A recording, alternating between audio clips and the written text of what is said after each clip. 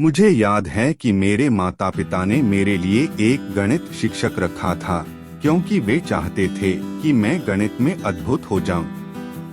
मैं संख्याओं में बहुत अच्छा था और मेरे पास एक शिक्षक था और वह मुझसे कहता था, अगले प्रश्न के लिए आपको संघर्ष करने का कारण यह है कि आप हमेशा इस बात को लेकर चिंतित रहते हैं कि आपके माता पिता क्या सोचते हैं। वह वास्तव में मेरे अधिकार में रहा। मैं बिल्कुल ऐसा था। इसलिए जब तक मैं इस बात में फंसा हूँ कि मेरे माता पिता क्या सोचते हैं, मैं वास्तव में जीवन के वास्तविक प्रश्नों के उत्तर कभी नहीं पा सकता हूँ। और ये सभी छोटी छोटी चीजें हो रही थीं। जब मैं 16 साल का था तो मैंने अपने 2 अच्छे दोस्त खो दिए। एक लड़की की कार दुर्घटना में मौत हो गई, एक लड़के की मौत हो गई क्योंकि वह ड्रग्स और हिंसा में शामिल था। इससे मुझे हर चीज पर दोबारा सोचने पर मजबूर होना पड़ा। मैंने बस मन में सोचा कि 1 मिनट रुकें। ये खूबसूरत लोग थे, वे लोग जिनसे मैं प्यार करता था, वे लोग जो मेरी राय में अच्छे लोग थे, और मैंने उन्हें एक पल में ही खो दिया, जिसने मुझे सोचने पर मजबूर कर दिया कि 1 मिनट रुकें। पैसा होना, प्रसिद्धि होना, यह सब जुड़ता नहीं दिख रहा है। और फिर एक साधु से मुलाकात ने उस बदलाव को संभव बना दिया। और तब मुझे पता चला कि उन्होंने भिक्षु बनने के लिए गूगल और माइक्रोसॉफ्ट की नौकरियां छोड़ दी थीं। मैंने मन में सोचा कि ऐसा कौन करता है। उसने वह सब कुछ छोड़ दिया है जिसका मैं पीछा कर रहा हूँ, वह सब कुछ जिसका मेरे दोस्त पीछा कर रहे हैं। लेकिन वह उन सभी से ज्यादा खुश है जिनसे मैं पहले कभी मिला हूँ। मेरे हमेशा ऐसे दोस्त रहे हैं जो मुझसे उम्र में बड़े थे। मैं देख सकता था कि उनमें से बहुतों के पास सफल करियर, सफल नौकरी, सुंदर साथी थे, लेकिन मैंने उनके जीवन में पूर्णता और उद्देश्य की कमी देखी।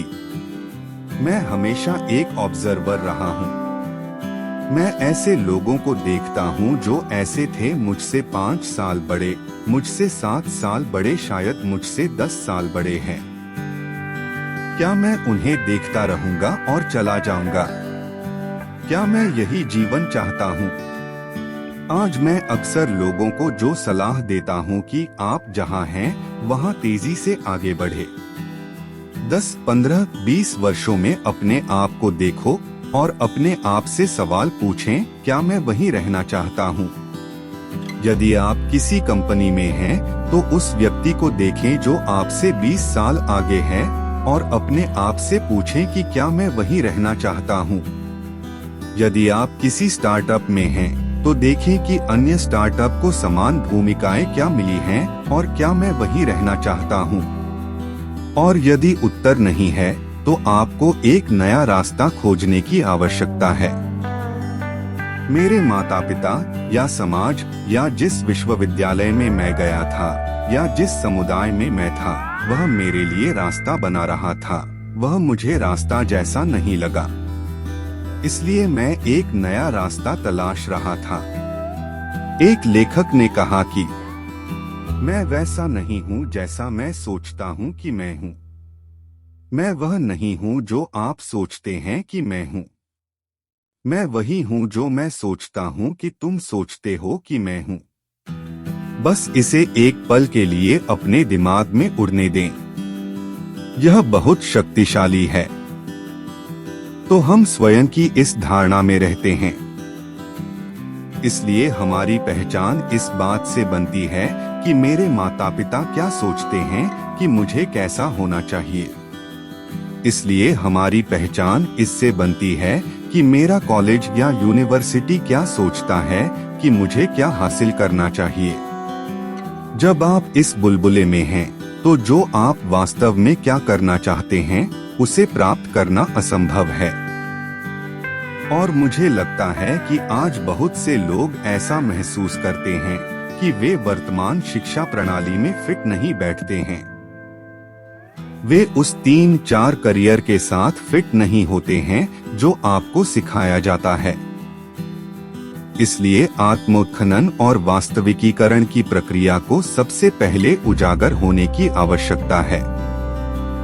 आप वह नहीं हो सकते जो आप नहीं देख सकते। अगर मैंने कभी किसी भिक्षु को नहीं देखा होता तो मैं कभी भिक्षु नहीं बनना चाहता।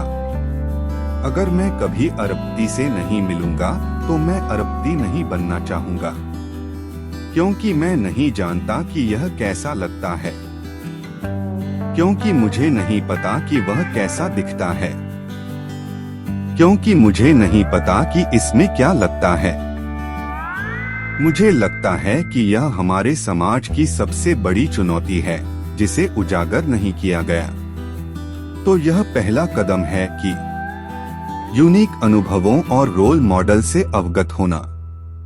दूसरा कदम है कि उस रोल मॉडल को ढूंढना है जिसके बारे में आप भावुक हैं, और उन्हें गंभीरता से लेते हुए उन्हें छाया दें, उनके साथ नेटवर्क बनाएं, उनके साथ समय बिताएं, उन्हें दूर से भी देखें। इसमें ऑब्जर्वेशन की आवश्यकता होती है, उस व्यक्ति की जीवन शैली को देखने का आदी होना। और फिर तीसरा चरण में विचार करना, क्या वह मेरे लिए काम करता है? हर कोई किसी अरबपति के पास जाकर उसका अनुसरण नहीं करेगा और उसकी छाया नहीं बनाएगा और बिल्कुल वैसी ही जीवन शैली नहीं अपनाएगा जैसा मैं चाहता हूँ। हो सकता है कि वे परिणाम चाहते हों, लेकिन क्या वे इसके साथ लगने वाली कड़ी मेहनत भी चाहते हैं? तो मेरे लिए यह तीसरा चरण है, यह ऑब्जर्वेशन करना, ध्यान केंद्रित करना, छाया डालना, उस व्यक्ति की प्रक्रिया के करीब जाना और फिर हाँ या ना करना है। क्या मुझे वह प्रक्रिया चाहिए? नहीं, क्या मुझे परिणाम चाहिए?